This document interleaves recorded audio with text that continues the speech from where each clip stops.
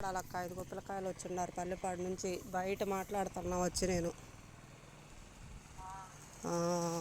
అది జనవరిలో ఇల్లు ఫోటో కూడా పెట్టి బిల్లులు ఆగిపోతాయని అడిగితే ఆ పిల్లోడు 4 సంవత్సరం ఇది 3 నెలలు అన్నాడంట. మళ్ళా 3 నెలలు మొన్న మార్చిలో చేస్తే మే 20 తర్వాత చెయ్యి అన్నాడంట. మళ్ళీ ఇప్పుడు చేస్తూ ఉంటే మాట్లాడతాలే వాళ్ళు ఇళ్ళల్లో వాళ్ళ మామూళ్ళు ఒప్పుకోవాలి కదా. ఇప్పుడు ఇళ్ళల్లో వాళ్ళు ఎట్ట ఒప్పుకుంటారక్క 3 లక్షలు 4 లక్షలు అట్ట అయిపోయి ఉంటే.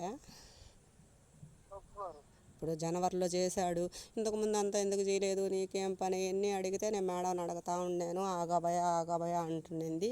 మామూలుగా 2 నెలలు అన్నాక 6 నెలలు ఆగారు అందరూ. 6 నెలలు ఆగి అమ్మాయి శ్రావణి పెళ్ళి అప్పుడు ఆమె పెళ్ళని నాకు తెలియదులే కానీ తర్వాత ఎందుకో చేస్తే ఎవరో చెప్పారు పెళ్ళి అయిందనక నేను చేసింది, అమ్మాయి పెళ్ళని మనకు తెలియదు, జనవరిలో ఇస్తాంలే అన్నాడు. ఇంక చెప్పినాక మాట ఆగాలి కదా. ఆమెను ఆగి అప్పటి నుంచి అడుగుతుంటే ఇంక ఫోన్లు ఆపేస్తారు. అడిగి కదా మనం ఇంకా ఆమెను అడుగుతుంటే ఈ స్వప్నకి అందరికీ అయిపోయింది. ఆమెను ఇప్పుడు అభయ మీరే చేయండి అంటే అయ్యవారు కూడా మన జనార్దన్ సార్ చేస్తే నంబర్లు అన్నీ ఉన్నాయి. ఈయని మీరు ఎందుకు అడుగుతారు అట్ట అని నేనే కదా 3 సార్లు వేసాను, మేడం వాళ్ళ అబ్బాయి వచ్చి కదా మా అబ్బాయిలు వేయించింది పోయి అని అడిగితే ఆపేసి ఇంక తీడంట. మొన్న రాత్రి చేశాడు, మేడం మేళ్ళ కట్టుపక్క స్థలము ఇప్పుడు కావాలి నాకు సడన్గా డబ్బులు, దడబుట్టింది నాకు. ఇలేండి సార్ ఇప్పుడు ఒకసారి మీరు చేయండి అంటే నేను చేయను మేడం, ఆయన ఉన్నది నంబరు అసలు తీయడం లేదు అంటాడు. ఇప్పుడు పిల్లకాయలు ఉన్నారు నా పక్కన. అబ్బాయ హలో అడుగు ఒకసారి చెప్పు అంకి మా అక్కేలే.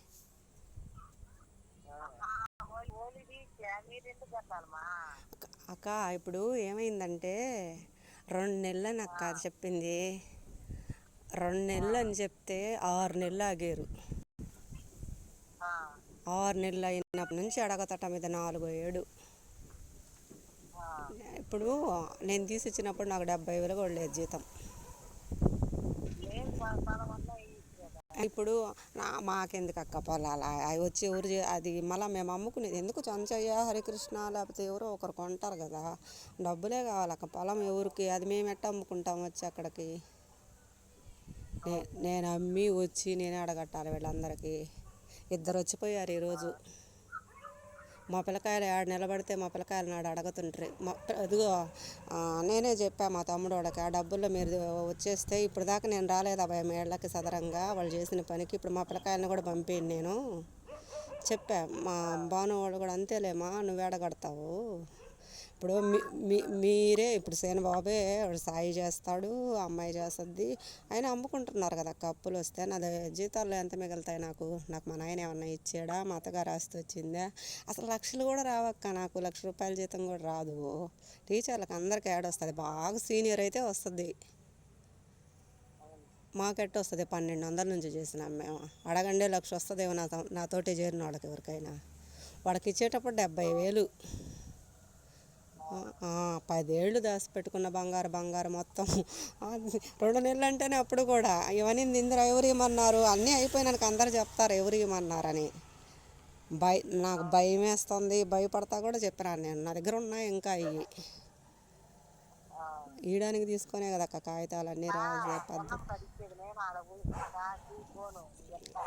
అవి మొన్న చేపిస్తే మేము మాట్లాడబడలేదు, ఇది అక్క బాగా నువ్వు నా పక్క మాట్లాడమని కూడా నేను చెప్పలా, నాకు చెప్పించిందా అన్నదంట. చెప్పి ఇచ్చేది ఏందక్క.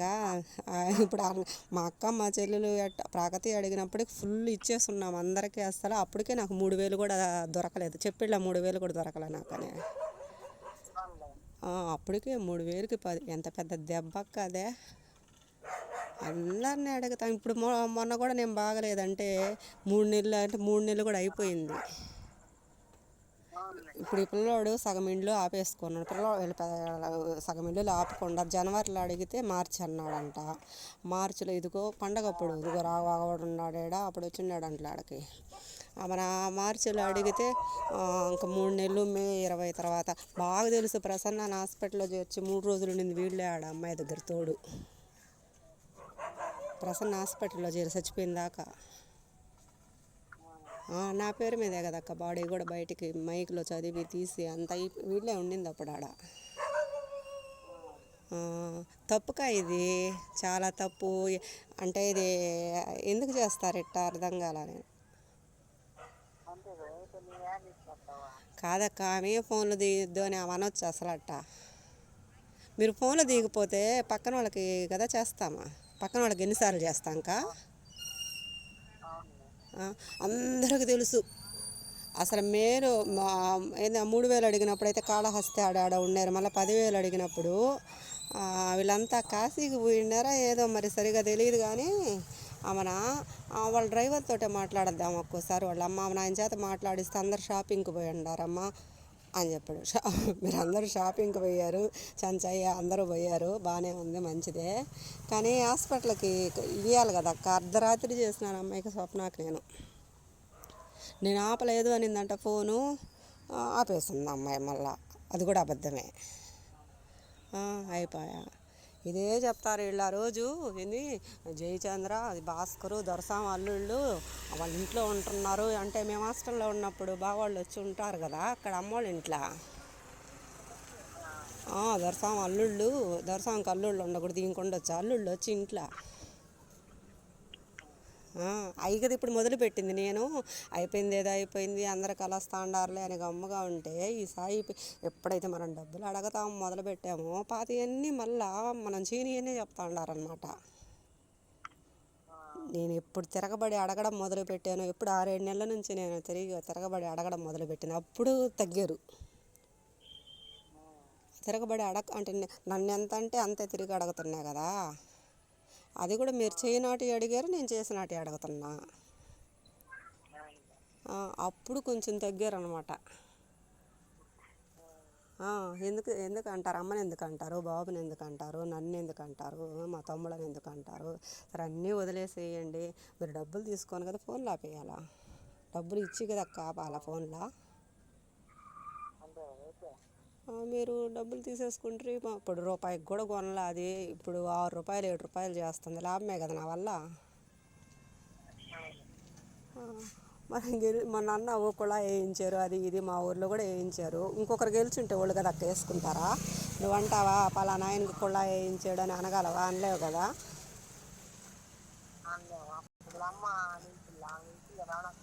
ఇప్పుడు వేరే వాళ్ళు గెలుస్తారు. ఇప్పుడు మొన్న వాళ్ళ పేరు కదా పోద్ది, కుళాయిలు వేయించాలన్నా స్థలాలు పంచాలన్నా అంతే కదా పోద్ది. ఎవరు గెలిస్తే వాళ్ళది కదా వస్తుంది. అంటే మీరు గెలిస్తే మేము గెలిపించిందే కదా అదే. మీ చెల్లెలు ఏమన్నా తెల్లారలేక తీసుకుందా కాముగా అయిపోయిందా. ఎంత పద్ధతిగా అడిగాను అమ్మాయి కొంచెం ఈ అమ్మాయి సర్దుకుంటాం అట్ట అంటే మీ బావ మీకు పర్సనల్ అని చెప్పింది అడిగాను ఆమె. అప్పుడు నాకేమనిపిస్తుంది, చంచయ్యకి పర్సనల్ అంటమ్మా స్వాతి ఇచ్చాడు కదా, మీరు కూడా ఇచ్చారు కదా, నువ్వు అన్నట్టు నేను అనబడలే. అందరం కూర్చొని ఉంటాం అక్క, పిల్లకాయలు అందరూ కూర్చొని ఉంటారు. వీళ్ళు బాబోయిన 2-3 నెలలకే మొదలుపెట్టారు అడగడం. మీ నాయన అది ఇవ్వాలా ఇది ఇవ్వాలా అంటే సరే పోయినోడు పోయాడులే ఏందో అంటున్నారు. ఇప్పుడు తీసుకొని కూడా మళ్ళీ అడుగుతున్నారు. అంటే అసలు ఇచ్చేసాడేమో మా నాయన మళ్ళీ అడుగుతున్నారా. నేను తప్పులు పట్టాలంటే అది అనాలి. ఇంకా పని ఏదో అంటున్నారు అట్లాగా అని చెప్పి ఇచ్చేస్తే నువ్వు పావలా తీసుకొని మా నాయన పావలా తీసుకున్నాడని అంటారు. రూపాయి లెక్క చెప్తారు. మాకు రూపాయి ఇవ్వాల్సి ఉంటే పావలా లెక్క చెప్తారు. మిగతా 3/4 రూపాయి మేము కట్టుకోవాలన్నా ఎట్ట కట్టాలి చెప్పండి. ఇద్దరు పిల్లకాయల పెళ్ళిళ్ళకి ఎదిగి ఆడుంటే, ఇద్దరు పిల్లకాయల పెళ్ళిళ్ళకి ఎదిరిగి ఆడు ఉంటే బంగారు మీ చెల్లెలు పొలాలకు పెట్టుకుంటే పెళ్ళెట చేయాలి పిల్లకి. ఇస్తేనే చేస్తాం. మా పిల్లకాయలు నన్ను దాటిపారు ఉంటారట్టే. అది కాదక్క మగ పిల్లకాయలని నా ఫోన్ ఎత్తకపోతే పిల్లకాయల ఫోన్లకు చేస్తుంటారు.